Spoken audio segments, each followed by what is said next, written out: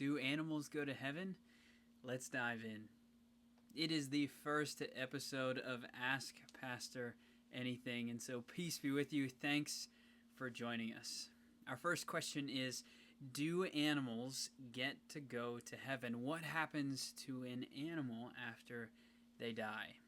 Well, if we look back to the very beginning of the Bible, in Genesis, after several days of creation, God decides to bring life through the animals into his beautiful, good creation.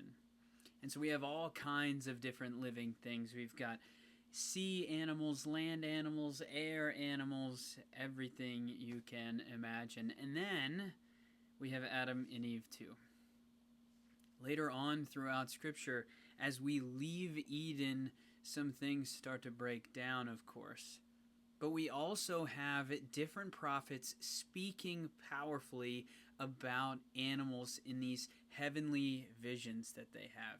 A perfect example would be Isaiah chapter 11, verses 6 through 9, where Isaiah is prophesying about this future time where Eden will be restored, where all of God's creation, all of God's animals even, as they live in full communion, oneness with God, all things are made well. And so, to summarize Isaiah chapter 11, the lion and the lamb will lay down together. They will no longer need to be nourished by each other's flesh. And if we look back to Eden before the fall, before Adam and Eve were banished from Eden, we don't have any sort of understanding about animals needing to eat other animals, to prey upon other animals in order to be fed. God provides for all of them. And God even says to Adam and Eve that any green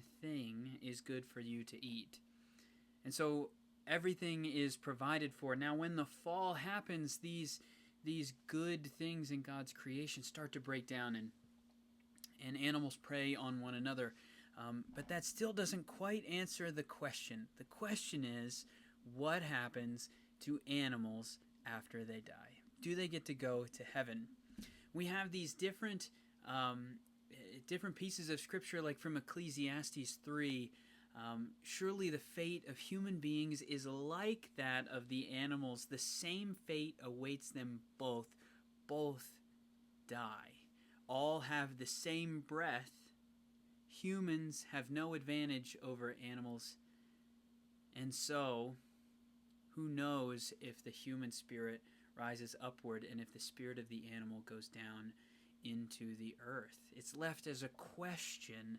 But then we also hear from Hosea chapter 2 verse 18 that in that day I will make a covenant for them with the beasts of the field, the birds of the sky, and the creatures that move along the ground.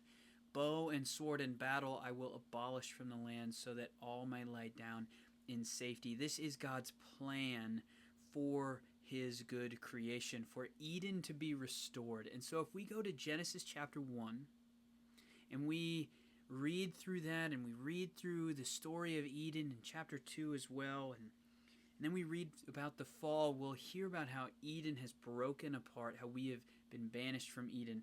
But then I encourage you to go to Revelation chapter 21, the second to last chapter of the Bible.